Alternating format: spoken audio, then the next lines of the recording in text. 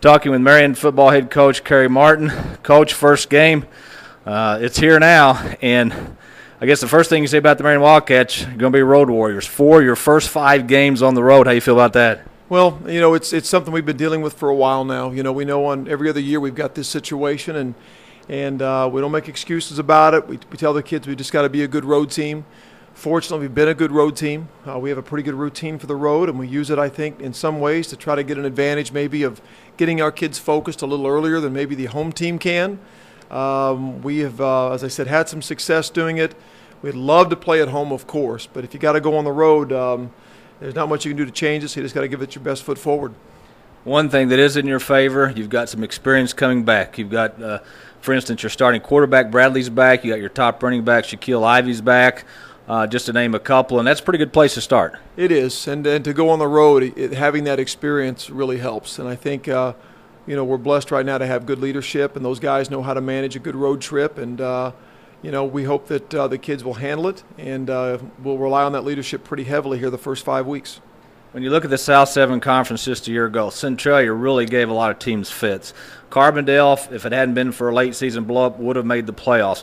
Mount Vernon, an uncharacteristic year for them, but, they'll be back. This is one of the toughest conferences, if not the toughest, in Southern Illinois, and you have to come to play every Friday night. Yeah, I was recently telling someone I was asked to predict the outcome of the South 7. In my mind, how was it going to shape out?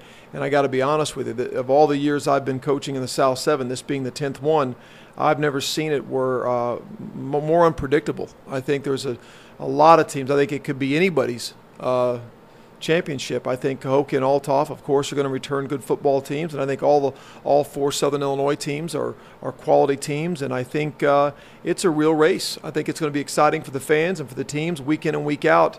You just don't know who's going to win. Let's talk about the positives about your team. We talked about the returning starters. What is the strength of your ball club going into week 1?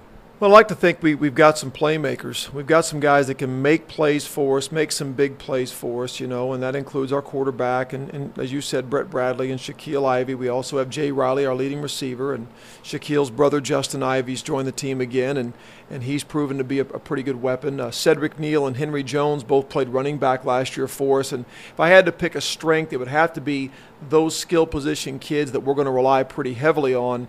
They're going to need to make plays. We lost some pretty big offensive linemen that were very good football players. We were able to power people quite a bit last year. And I think this year we're going to have to spread the field more and get some big plays out of our playmakers. And until this line gets settled in, that's what we're going to have to do.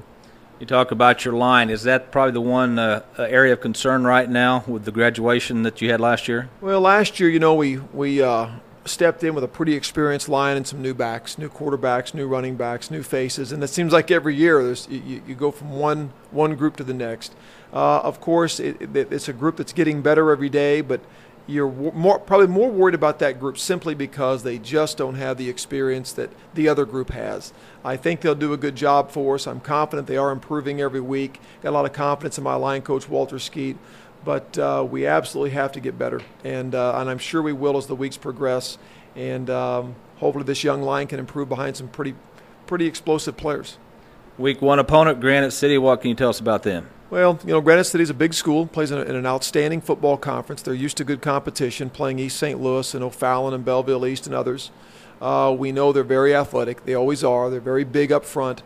They're a physical football team. They're as physical a team as we'll play in our 9-game schedule. I think it's a good matchup for us. I think they make us better. We know they've got big play potential with a 1,000-yard rusher coming back, and who's a very good football player. But we just can't let them out-athlete us. We've got to do some scheming. We've got to do some tempo stuff. We've got to really make some plays on special teams to control field position, and I think we've got to get some turnovers. Finally, Coach, expectations always high here at Marion.